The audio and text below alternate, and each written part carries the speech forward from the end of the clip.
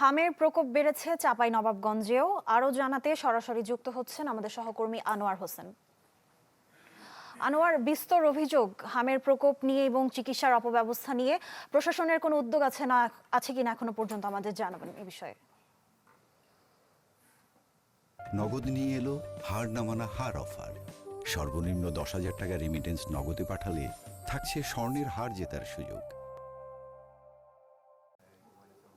হ্যাঁ তামিয়া, এই মুহূর্তে আমি আছি চাঁপাইনবাবগঞ্জ 250 শয্যা বিশিষ্ট আধুনিক জেলা হাসপাতালে। আপনাকে যদি একটু দেখায়, আপনি আমার পেছনে দেখতেই পাচ্ছেন যে চাঁপাইনবাবগঞ্জ জেলা হাসপাতালের যে হাম আইসোলেশন ওয়ার্ডে হাসপাতাল জুড়েই শিশু রোগীর এই যে ভিড়, সে ভিড়ই বলে দিচ্ছে যে জেলায় কতটা ভয়াবহ উঠেছে হাম পরিস্থিতি। তো ভাইরাসজনিত সংক্রমণ হাম এখন চাঁপাইনবাবগঞ্জে উদ্বেগজনক আকার ধারণ করেছে। প্রতিদিনই বাড়ছে আক্রান্ত শিশুর সংখ্যা, আর সেই চাপ সামাল দিতে হিমশিম খাচ্ছে হাসপাতাল কর্তৃপক্ষ। হাসপাতাল কর্তৃপক্ষ আমাদেরকে জানিয়েছে যে গত 3 মাসে হাম আক্রান্ত হয়ে মারা গেছে 4 শিশু।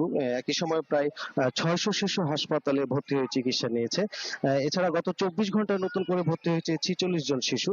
সুস্থ হয়ে ছাড়পত্র পেয়েছে 15 জন, আর মুমূর্ষু অবস্থায় উন্নত চিকিৎসার জন্য রাজশাহীতে রেফার করা হয়েছে একজনকে। তো এবং বর্তমানে হাসপাতালে ভর্তি রয়েছে 71 জন রোগী। তো হাসপাতাল কর্তৃপক্ষ জানিয়েছে যে রোগীর চাপ সামাল দিতে কিডনি ডায়ালাইসিস ওয়ার্ডকে অস্থায়ী আইসোলেশন ইউনিটে রূপান্তর করা হয়েছে। তবে সেখানেও জায়গা সংকুলন না হয় অনেক শিশুকে মেঝেতে গাদাগাদি করে চিকিৎসা দিতে হচ্ছে। কেউ কেউ আবার বারান্দা কিংবা সিঁড়ির নিচে অবস্থান নিচ্ছেন, এমন চিত্র আমরা হাসপাতালে এসে দেখতে পেয়েছি।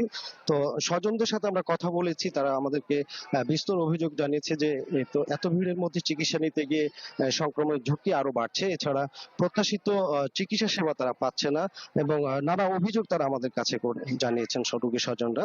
তো এমন অবস্থায় অতিরিক্ত চিকিৎসক সহ নার্স, প্রয়োজনীয় ওষুধপত্র এবং বেডের দাবি জানিয়েছেন তারা। এবং আপনি দেখতেই পাচ্ছেন যে আইসোলেশন ওয়ার্ডে শুধু আমরা 4টি বেড দেখতে পাচ্ছি, বাকি সবাই কিন্তু মেঝেতে চিকিৎসা নিচ্ছে। তো এরকম একটি ছোঁয়াচে রোগ এইরকম গাদাগাদি পরিবেশে এবং কোনো দূরত্ব মেনটেন না করেই চিকিৎসার ক্ষেত্রে স্বজনরা যে অভিযোগ করছে যে সংক্রমণের আশঙ্কা আরো বেড়ে যাবে, তারা আশঙ্কা করছেন।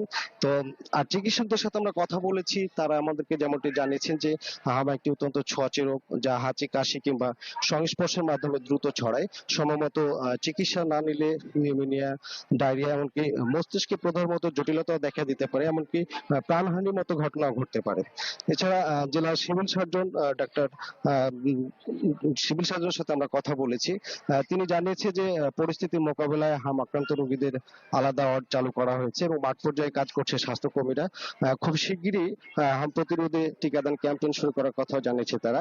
তবে সিভিল সার্জন একটি বিষয় জানিয়েছে যে 2019 সালে হামের ক্যাম্পেইন চালানোর পর পরবর্তী 5 বছর পর পর এই ক্যাম্পেইন চালানো হয়, কিন্তু 2024 সালে রাজনৈতিক পট পরিবর্তনের পর হামের ক্যাম্পেইন বা টিকাদান কর্মসূচি শুরু হয়নি, যেটি চলতি বছর হওয়ার কথা ছিল, কিন্তু সেটিও এখন পর্যন্ত হয়নি। তো এরকম পরিস্থিতিতে বিশেষজ্ঞরা বলছেন যে আতঙ্ক নয়, প্রয়োজন সচেতনতা এবং সময় মতো টিকা নিশ্চিত করা এবং উপসর্গ দেখা দিলে দ্রুত চিকিৎসকের শরণাপন্ন পরামর্শ তারা দিচ্ছেন।